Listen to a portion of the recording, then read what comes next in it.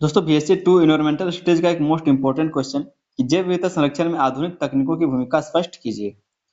जैव विविधता संरक्षण में आधुनिक तकनीकों की क्या भूमिका है उसके बारे में आपको बताना है। ठीक है कि जैव विविधता संरक्षण के लिए आधुनिक तकनीक क्या क्या इस्तेमाल किए जाते हैं और उसकी क्या भूमिका है। मोस्ट इंपॉर्टेंट क्वेश्चन है, तो बिना देर के चलिए समझते हैं इस क्वेश्चन के आंसर को। भूमिका को एक बार समझ लेते हैं। कहा जा रहा है कि तेजी से बढ़ते औद्योगिकरण, शहरीकरण और जलवायु परिवर्तन के कारण जैव विविधता पर गंभीर संकट उत्पन्न हो गया है। जैव विविधता पर कहा जा रहा है कि गंभीर संकट उत्पन्न हो गया। क्यों? क्योंकि औद्योगिकरण हो रहा है, शहरीकरण हो रहा है, जलवायु परिवर्तन हो रहा है। इसके कारण जैव विविधता पर गंभीर संकट उत्पन्न हो गया है। परंपरागत संरक्षण के साथ साथ आज आधुनिक तकनीकों ने जैव विविधता संरक्षण को अधिक वैज्ञानिक, प्रभावी और दीर्घकालिक बनाने में महत्वपूर्ण भूमिका निभाई है। क्या कहा गया कि परंपरागत संरक्षण के उपाय, जो भी जैव विविधता के परंपरागत संरक्षण के उपाय थे, उसके साथ साथ आज आधुनिक तकनीकों का जैव विविधता संरक्षण को अधिक वैज्ञानिक, प्रभावी और दीर्घकालिक बनाने में महत्वपूर्ण भूमिका निभाई है। जो आज के समय में आधुनिक तकनीक है, उसने क्या किया, तो जैव विविधता संरक्षण को अधिक वैज्ञानिक बनाने के लिए, प्रभावी बनाने के लिए और दीर्घकालिक बनाने के लिए महत्वपूर्ण भूमिका निभाया है। इन तकनीकों के माध्यम से प्रजातियों की पहचान, निगरानी, संरक्षण और पुनर्स्थापन पहले की तुलना में अधिक सटीक रूप से संभव हो सका। क्या कहा जा रहा है कि ये जो तकनीक है, इन तकनीकों के माध्यम से जो भी प्रजाति है उसकी पहचान के लिए, प्रजातियों की निगरानी के लिए, उसके संरक्षण के लिए और उनके पुनर्स्थापन के लिए पहले की तुलना में, जिस तरह से पहले किया जाता था उसकी तुलना में आज आधुनिक तकनीकों के माध्यम से अधिक सटीक रूप से संभव हो सका है। ठीक है, तो ये कुछ इसकी भूमिका रही है। एक छोटा सा हमने भूमिका समझ लिया। आगे हम लोग देखेंगे जैव विविधता संरक्षण में आधुनिक तकनीकों की भूमिका निम्नलिखित है। जैव विविधता संरक्षण में आधुनिक जो तकनीक है जिसका इस्तेमाल आज किया जा रहा है, इसकी क्या भूमिका है उसके बारे में क्वेश्चन किया गया था। तो आंसर हम लोग समझते हैं। पहले जो इसका भूमिका है आधुनिक तकनीक का, वो है दूर संवेदी तकनीक। दूर संवेदी तकनीक मतलब जो रिमोट सेंसिंग है, जो रिमोट सेंसिंग तकनीक है, इसका इस्तेमाल किया जा रहा है। इसकी क्या भूमिका रही है जैव विविधता संरक्षण में?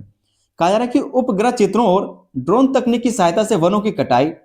उपग्रह चित्रों से क्या है? उपग्रह मतलब क्या होता है? सैटेलाइट। ठीक है, जो सैटेलाइट चित्र है और ड्रोन तकनीक की सहायता से वनों की कटाई, भूमि उपयोग परिवर्तन, वनाग्नि और जैव विविधता ह्रास की निगरानी की जाती है।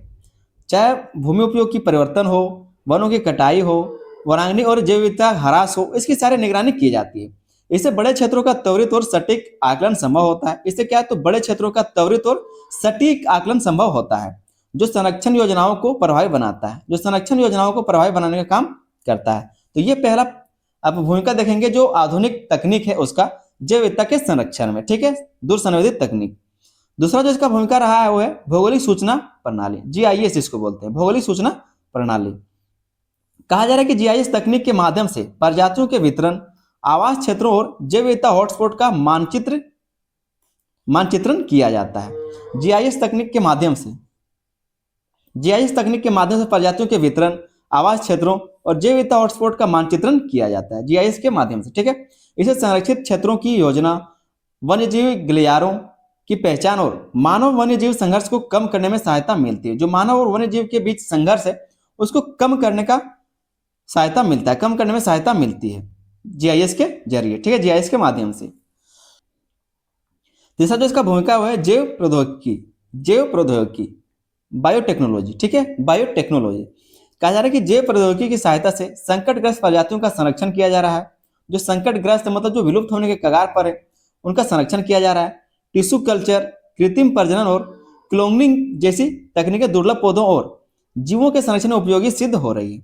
जो टिश्यू कल्चर है, कृत्रिम प्रजनन है और जो क्लोनिंग जैसी तकनीकें हैं, इसका दुर्लभ पौधों और जीवों के संरक्षण में उपयोगी सिद्ध हो रही है। तो बायोटेक्नोलॉजी का भी भूमिका इसमें रहा है। चौथा हम लोग देखेंगे, चौथा जो इसका प्रभाव है वो डीएनए बारकोडिंग एवं अनुवांशिक तकनीक। जो आधुनिक तकनीक है उसकी क्या भूमिका रही है जैव विविधता संरक्षण में? तो है डीएनए बारकोडिंग एवं अनुवांशिक तकनीक। कहा जा रहा है कि डीएनए विश्लेषण से प्रजातियों की सही पहचान, उनकी अनुवांशिक विविधता का अध्ययन और अवैध वन्यजीव व्यापार पर नियंत्रण संभव हुआ है। इससे जैव विविधता संरक्षण को वैज्ञानिक आधार मिलता है। इससे क्या है, तो जैव विविधता संरक्षण को वैज्ञानिक आधार मिला है। तो जो डीएनए बारकोडिंग किया जाता है, जो अनुवांशिक तकनीक है, इनका इस्तेमाल करके ये सारे काम किए जाते हैं। तो ये भी एक भूमिका है आधुनिक तकनीक का जैव विविधता संरक्षण में। जैव विविधता संरक्षण में जो पांचवा भूमिका है इसका आधुनिक तकनीक का, वो है सूचना एवं संचार प्रौद्योगिकी, आईसीटी, सूचना एवं संचार प्रौद्योगिकी। ठीक है, मोबाइल ऐप, ऑनलाइन डेटाबेस और डिजिटल प्लेटफॉर्म के माध्यम से जैव विविधता से संबंधित जानकारी का संग्रह और साझा करना आसान हो गया है।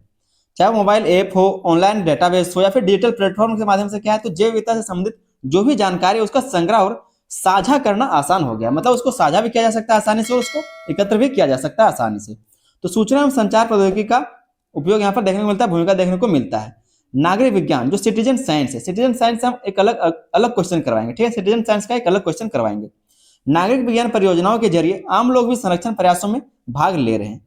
जो सिटीजन साइंस है या फिर जो नागरिक विज्ञान है, परियोजनाओं के जरिए आम लोग भी संरक्षण प्रयासों में भाग ले रहे हैं, ठीक है। तो इसका 5वां भूमिका था। छठा जो इसका भूमिका है वह कृत्रिम बुद्धिमत्ता एवं मशीन लर्निंग।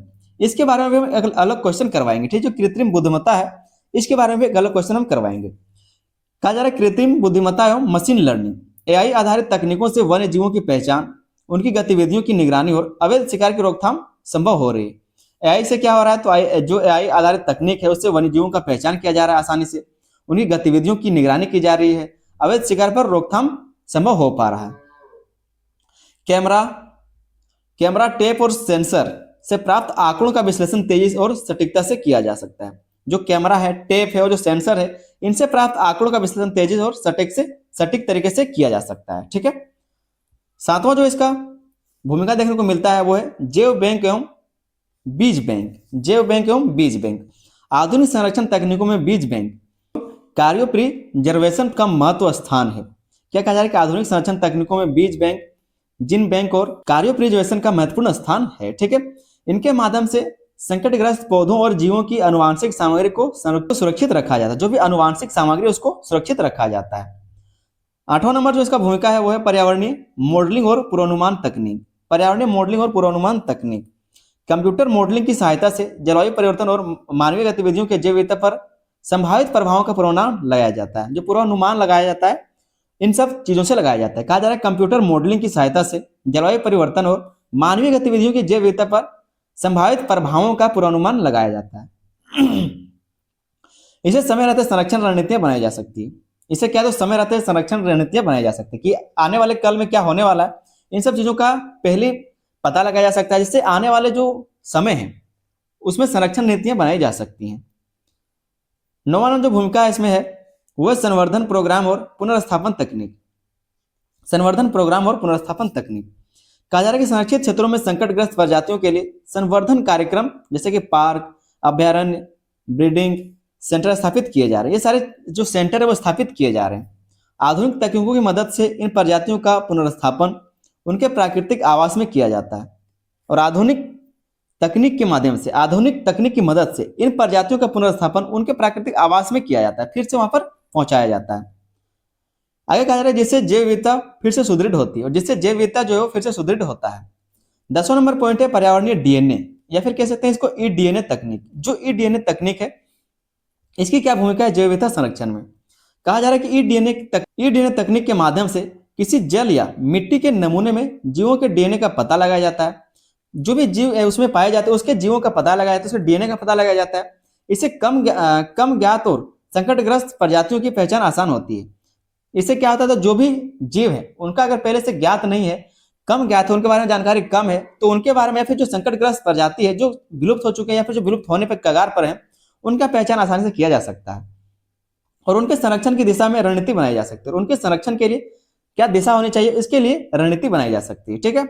11 नंबर में हम समझेंगे स्मार्ट सेंसर और रियल टाइम निगरानी। स्मार्ट सेंसर और रियल टाइम निगरानी, ये सब हम लोग क्या देख रहे हैं, जो आधुनिक तकनीक है इसका क्या भूमिका रहा है जैव विविधता संरक्षण में, उसके बारे में हम लोग समझ रहे हैं, ठीक है। तो वन्य जीवों और उनके आवासों में लगाए गए स्मार्ट सेंसर और camera tape real time data प्रदान करते हैं। वन्य जीवों और उनके आवासों में जो भी लगाए गए, चाहे वन्य जीव है उनके गले में लगाया जाता है या फिर उनके आवास में लगाए जाते हैं, जो भी स्मार्ट सेंसर है, जो भी कैमरा है, जो टेप है, वो रियल टाइम डेटा प्रदान करते हैं। इससे शिकार, आवास ह्रास और मानव वन्य जीव संघर्ष को तुरंत ट्रैक करके रोका जा सकता है, तुरंत उसको ट्रैक किया जा सकता है और उसको रोका जा सकता है। तो स्मार्ट सेंसर और रियल टाइम निगरानी की जा रही है। तो ये सब क्या आधुनिक तकनीक है जिसके माध्यम से जैव विविधता संरक्षण किया जा रहा है। 12 नंबर जो भूमिका है उसका है वो है समुदाय आधारित डिजिटल प्लेटफॉर्म। समुदाय आधारित डिजिटल प्लेटफॉर्म मोबाइल ऐप और ऑनलाइन प्लेटफॉर्म के माध्यम से स्थानीय समुदाय जैव विविधता की निगरानी और संरक्षण में भाग ले सकते हैं। आधुनिक तकनीक के कारण सामान्य लोग भी वन्य जीवों और पौधों के संरक्षण में सक्रिय सहभागी बन रहे हैं। क्या कहा गया, जो मोबाइल ऐप है और जो ऑनलाइन प्लेटफॉर्म है, इसके माध्यम से स्थानीय समुदाय जैव विविधता की निगरानी और संरक्षण में भाग ले सकते हैं। इनके माध्यम से जो भी स्थानीय लोग हैं, जो मनुष्य हैं, वो भी जैव विविधता संरक्षण में निगरानी में भाग ले सकते हैं। ठीक है, वो चीज को आप सिटीजन साइंस उसमें पढ़ेंगे। ठीक है, आधुनिक तकनीक के कारण सामान्य लोग भी वन्य जीवों और पौधों के संरक्षण में सक्रिय सहभागी बन रहे हैं। तो ये कुछ आधुनिक तकनीक का कह सकते हैं कि भूमिका था जैव विविधता के संरक्षण में। एक छोटा सा निष्कर्ष को देख लेते हैं, एक छोटा सा निष्कर्ष को हम लोग समझ लेते हैं। कहा जा रहा है कि इस प्रकार स्पष्ट है कि आधुनिक तकनीकों ने जैव विविधता संरक्षण को अधिक वैज्ञानिक, सटीक और सहभागी बना दिया है। यदि इन तकनीकों का संतुलित और नैतिक उपयोग किया जाए तो जैव विविधता को सुरक्षित रखने में महत्वपूर्ण सफलता प्राप्त की जा सकती है। सतत विकास के लक्ष्य को प्राप्त करने के लिए आधुनिक तकनीक और प्रकृति संरक्षण का समन्वय अत्यंत आवश्यक है। तो छोटा सा निष्कर्ष आप खुद से भी लिख सकते हैं। उम्मीद करते हैं क्वेश्चन का आंसर आपको समझ में आ गया होगा। चैनल पर दोस्तों नहीं है तो आप लोग चैनल को सब्सक्राइब भी जरूर कर लीजिएगा। साथ ही वीडियो पसंद आए तो वीडियो पर लाइक करें, अपने दोस्तों में इसको शेयर भी कर देना है। एक और इंपॉर्टेंट बात आपको बता दें कि ये क्वेश्चन जो आपका 15 नंबर का था और इस तरह से 15 नंबर वाला सारा क्वेश्चन हम करा दिए। प्लेलिस्ट का लिंक आपको इस वीडियो के डिस्क्रिप्शन में जाएगा, तो जाकर के प्लेलिस्ट से जाकर तैयारी शुरू कर सकते हैं। व्हाट्सएप ग्रुप का लिंक भी आपको इस वीडियो के डिस्क्रिप्शन में मिल जाएगा, तो जाकर के व्हाट्सएप ग्रुप को आप लोग ज्वाइन कीजिए। ठीक है, क्योंकि वहां पर सिर्फ वीडियो का लिंक नहीं मिलता, बल्कि जो आपके यूनिवर्सिटी से रिलेटेड नोटिस आते हैं, आपके रिजल्ट से आते हैं, आपके एडमिशन से आते हैं, सारा नोटिस वहीं पर डाला जाता है। तो जाकर के आप लोग व्हाट्सएप ग्रुप को जरूर ज्वाइन कर लीजिए। चलिए दोस्तों, मिलते हैं अगले वीडियो में, तब तक के लिए धन्यवाद। जय हिंद।